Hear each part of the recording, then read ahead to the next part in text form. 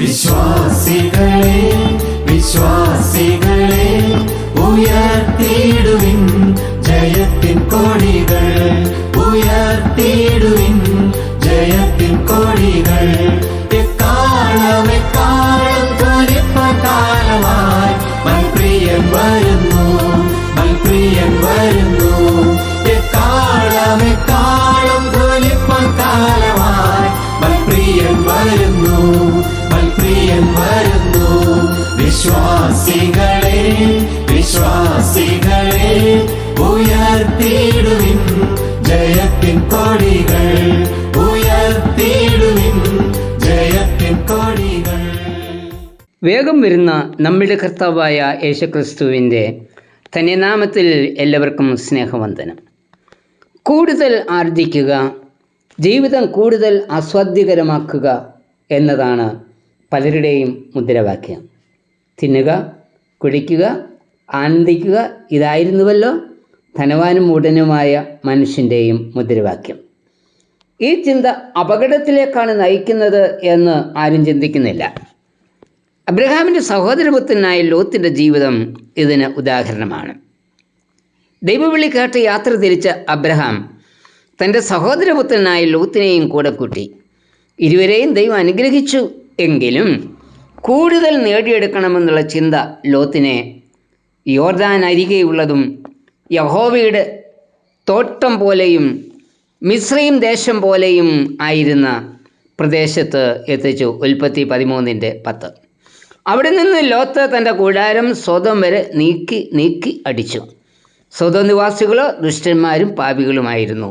ഉൽപ്പത്തി 13:10-12 വാക്യങ്ങൾ.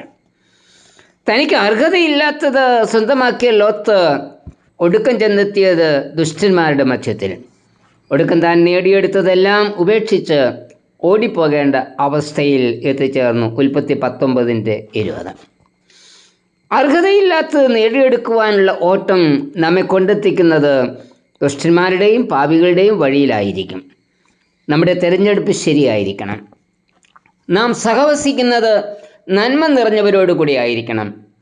യേശുവിൻ്റെ ശിഷ്യനായിരുന്ന പത്രോസിൻ്റെ സഹവാസം തെറ്റിപ്പോയതിനെക്കുറിച്ച് തിരുവചനം പറയുന്നുണ്ട്. കർത്താവിനോട് ചേർന്നിരിക്കേണ്ട പത്രോസ് ചെന്ന് ചേർന്നത് നടുമുറ്റത്ത്.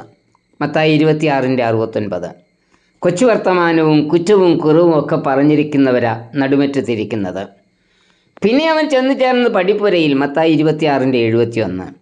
വഴിപോക്കർ കയറിയിരിക്കുന്നിടമാ പടിപ്പുര.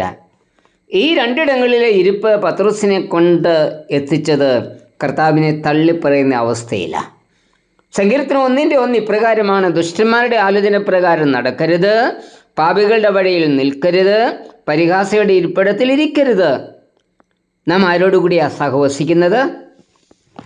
അബ്രഹാമിൻ്റെ ദൈവത്തെ അറിഞ്ഞവൻ തന്നെയായിരുന്നു ലോത്തും. അതുകൊണ്ട് ലോത്ത് സൊദോമിൽ ദൈവഹിത പ്രകാരമുള്ളൊരു ജീവിതം നയിക്കണമായിരുന്നു. ലോത്ത് അതിന് തയ്യാറായില്ല.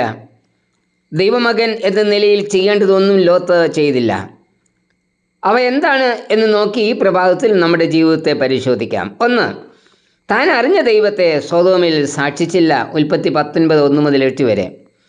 തൻ്റെ അടുക്കൽ വന്ന ദൈവദൂതന്മാരെ സംരക്ഷിക്കുന്നതിനു വേണ്ടി സൊദോമിലെ പാപികളോട് ലോത്ത് സന്ധി ചെയ്യുവാൻ തയ്യാറായിരിക്കുന്നു എന്ന് ഇവിടെ പറയുന്നത്. തൻ്റെ ജീവിതം കൊണ്ട് താൻ ഒരു ദൈവമകൻ എന്ന് ലോത്ത് സൊദോം നിവാസികൾക്ക് മനസ്സിലാക്കി കൊടുത്തിരുന്നുവെങ്കിൽ അവർ ഒരിക്കലും ദുഷ്ടത പ്രവർത്തിപ്പാൻ അടുക്കില്ലായിരുന്നു. സൊദോമിൽ ലോത്തിന് യാതൊരു സാക്ഷ്യവുമില്ലായിരുന്നു.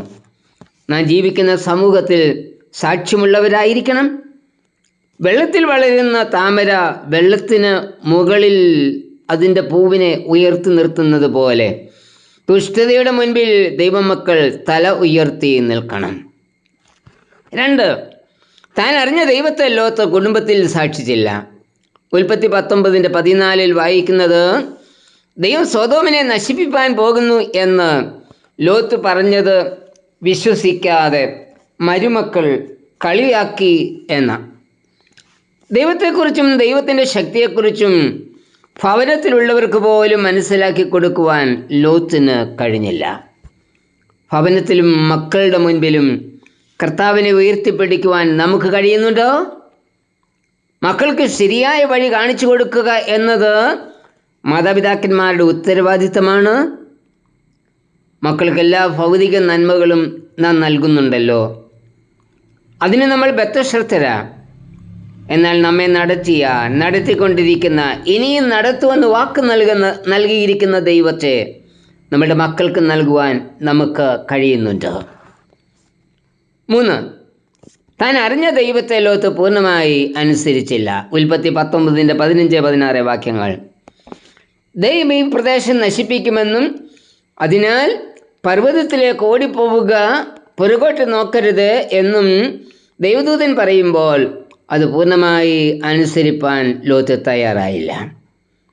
പർവ്വതത്തിലേക്ക് പോകാതെ അടുത്ത പട്ടണത്തിലേക്ക് പൊയ്ക്കോട്ടെ എന്നാൽ ലോത്ത് ചോദിക്കുന്നത്. ഉൽപ്പത്തി 19:20.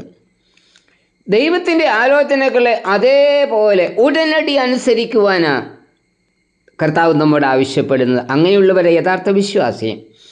ഒരിക്കലും നമ്മുടെ ഇഷ്ടത്തിന് പ്രാധാന്യമില്ല. ദൈവ ഇഷ്ടത്തിന് പകരം നമ്മുടേതായ ഇഷ്ടത്തിനല്ലേ നാം പ്രാധാന്യം കൊടുക്കുന്നത്? തൻ്റെ സാക്ഷ്യം നിർവഹിക്കുന്നതിൽ പരാജയപ്പെട്ട ലോത്തിന് താൻ നേടിയതെല്ലാം തീയിലെരിഞ്ഞ് ചാമ്പലാകുന്നതും ഭാര്യ ഉപ്പുതൂണാകുന്നതും കാണേണ്ടി വന്നു. ഉൽപ്പത്തി 19:26. ഭവനത്തിലും സമൂഹത്തിലുമുള്ള നമ്മളുടെ സാക്ഷ്യം ഏതു വിധത്തിലെന്ന് പരിശോധിക്കുമോ? കർത്താവെ, പൂർണ്ണമായി നിന്നെ അനുസരിപ്പാനും ഞാനായിരിക്കുന്ന എല്ലാ സാഹചര്യങ്ങളിലും നിന്റെ വിശ്വസ്ത സാക്ഷിയായി നിൽക്കുന്നതിനും എന്നെ എല്ലായ്പ്പോഴും ഒരുക്കണമേ. ആമേൻ. നിരം നേടുവിൻ, നിരം നേടുവിൻ, പൂർവീരരായി നാം, സുധീരരായി നാം. നിരം നേടുവിൻ, നിരം നേടുവിൻ, പൂർവീരരായി നാം, സുധീരരായി നാം.